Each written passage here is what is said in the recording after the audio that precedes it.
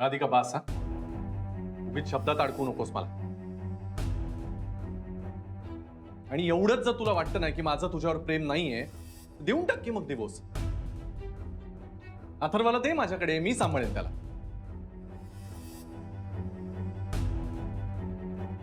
एक गॅरी काय काय बोलतोस तू? बच्चा जरा थांब बरं प्लीज. मला काही ऐकायचं नाही, तू प्लीज आधी घरात चल बरं. आला तुमचा बच्चा. जा आता तुमच्या बच्चाला घेऊन. पोराचं मी पाहते. आणि ही घ्या तुमची सायकल. अथर्वला सायकल नकोय. अथर्व तू आज जा. आज जा. नेपा माझ्याकडे पैसे नसतील, काम नसेल, माझ्याकडे स्वाभिमान आणि तोच मला माया पोराला द्यायचा.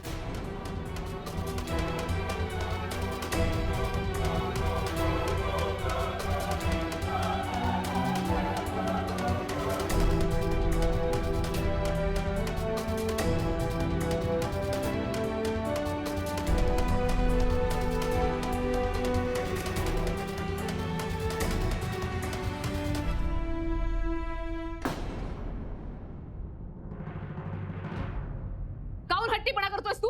तुला किती वेळा सांगितलं? जाऊन मागितली बाबांकडे सायकल. मी देणार होते ना तुला. मला सायकल हवी आहे म्हणजे काय? घेऊन देणार होते ना. पण कधी घेऊन देणार? मी बेस्ट नाही घालणार. सगळ्या फ्रेंडकडे सायकल आहे, फक्त माझ्याकडेच नाही आहे. चल मी बाबांकडे जातो. अथर्व इकडे ये. इथे ये, माझ्या समोर ये. राधिका सोड ना त्याला, जाऊ दे ना. नानीजी या बाबतीत मी कोणाचंही ऐकून घेणार नाही. मला सांग काऊन असं वागलास तू? काऊन असं वागलास? मी देणार होते ना तुला सायकल. असं नाही ऐकणार तू. मी ना भक्ती मिस्टर तुझं नाव सांगते. चांगल्या शिक्षा करतील तुला. तू बाला आहे. I hit you.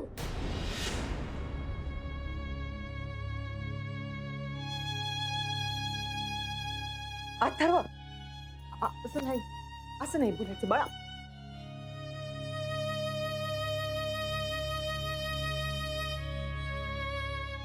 शाण आहे ना आमचं बाळ. हा पण असं नाही बोलू बाबा. आईला असं बोलतेत का कधी? नाही ना राधिका, जाऊ दे ना. आई ज्या पोराला आपण इतकं चांगलं वाढवून राहिलो ते पोरगच आपल्याला असं बोलतोय. अगं पण राहण आहे ना तो. राहू दे ना, त्याला काही कळतं का? ए अथर्व, अथर्व इथे उभा राहा. पाय उभा राहा, इथे नीट उभा राहा. हा शाळा बाळ. आपल्या आईला असं बोलते का कोणी? हा एक सायकल तिनं नाही दिली तर ती एकदम नावडती झाली का हो तुझी? मला सायकल हवी आहे. हाव ना मग देते ना मग ती सायकल. नाही म्हटलं का तिनं? पण असं नाही बोलू. असं हट्ट करतेत का? आणि असं उलट बोलतेत का आईला? तू तुझं किती करते, तुला नाव माकू घालते, तुला जेवायला देते, तुझी शाळेची तयारी करते, तुला हवं नको ते सगळं बघते. ती माझ्यावर लक्ष देत नाही. राधिका अगं तू रागावलाय, चिडलाय म्हणून असं म्हणतोय. मला म्हणत होता परवा आणि की आईचं माझ्याकडे लक्ष नाही, तिला वेळच नाही माझ्यासाठी. अहो पण नानीजी सोसायटीतली मुलं स्व काय कमी आहेत का? त्याला चिडवत होती. म्हणत होती तुझं घर इथेच आहे तर तू कशाला नानी आजीकडे राहतोस? लोकांनाही किती उठाटेवी पाय बरं. असं बोलतेत का? मुलाच्या मनावर परिणाम होते ते काही दिसत नाही का हो त्यांना?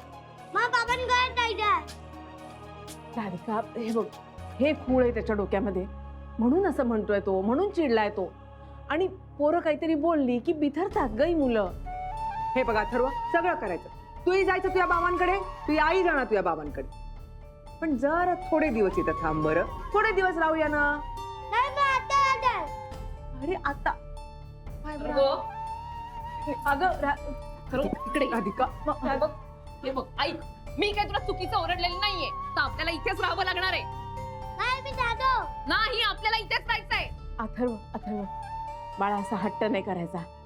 तुला बाबांकडे जायचं ना, जाऊया ना आपण. फक्त तू आता जेवून घे. तुझ्या आवडीची बटाट्याची भाजी केली मी आणि आईस्क्रीम पण आणलंय. अरे वा. आणि हे बघ, तू इथून निघून गेलास तर मला खूप वाईट वाटेल. मग मला रडू येईल. चालेल तुला? नाही नाही नाही नाही ना चालणार. नाही मग पटकन जायचं आणि हात पाय धुवून घ्यायचे. जेव आणि मग जा. नको मी बाबांकडे जाऊन. पप्पा मध्ये द्या. हाव ना. पण याच्या अगोदर आधी आपण हातपाय तर धुवून घेऊया ना. हा चला पटापट हातपाय धुवून घ्या. चल चल चल चल. मी समजावते त्याला. चला चला चला चला चला चला चला.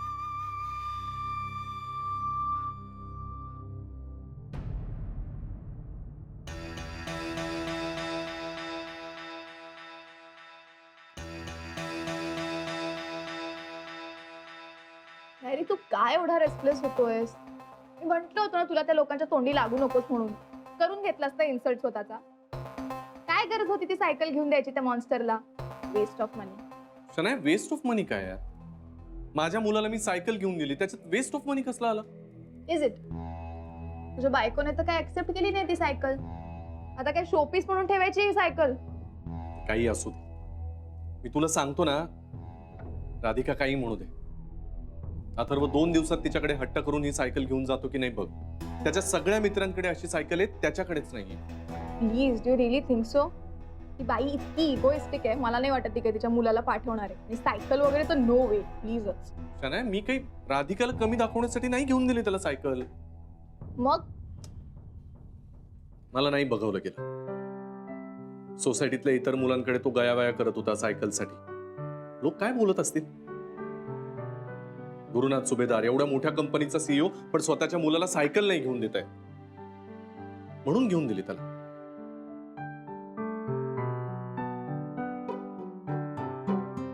किती खुश झाला होता तो सायकल बघून. पण मला राधिकाचं काही कळत नाही. आम्ही ना सकाळी बघ ना ती कशी माझा हक्क, हे हवंय ते हवंय, ते पोडगी का काहीतरी हवंय म्हणाली. आणि आता तू एक गिफ्ट घेऊन दिलं तर लगेच का तिचं इगो आणि सेल्फ एस्टीम जागा झालंय? म्हणून तर एवढं सगळं ऐकवलं ना मला तिने. काय बोलली काय एक्झॅक्टली ती? तेच ग, ते बापाचा हक्क, त्याची कर्तव्य. मग एवढंच वाटत असेल तर अथर्वला तुमच्याचकडे राहायला का नाही घेऊन जात वगैरे. मॉन्स्टर आणि इथे राहिला? गॅरी नाही, प्लीज प्लीज तू काही कर पण मॉन्स्टर इथे नाही आला पाहिजे प्लीज. तुला माहिती ना मला लहान मुलांची अलर्जी, मला नाही आवडत लहान मुलं. Please please. तर राधिकाने तुझा किती इगो हर्ट केला ना तरी मॉन्स्टरला इकडे घेऊन यायचं नाही प्लीज यार. तो खूप मस्तीखोर आणि खूप हट्टी मुलगा आहे तो. प्लीज ऐक ना माझं, त्याची रिस्पॉन्सिबिलिटी घेऊ नकोस ओके? म्हणजे तुला त्याला काही खेळणी घेऊन द्यायची असतील, फिरायला घेऊन जायचं असेल, रेस्टॉरंट मध्ये घेऊन जायचं असेल, काय हवं ते कर, शॉपिंगला घेऊन जा, सगळं कर, पण प्लीज त्याला घरात आणू नको प्लीज. नाही शनाया, करेक्ट आहे. तुला हवं तसं वाग. तिकडे ती राधिका तिचीच टिमकी वाजवते, मधल्या मध्ये माझं मात्र complete man of the year title जाते. का काय का तर त्या राधिकामुळे I am not a complete husband आणि आता not even a good father.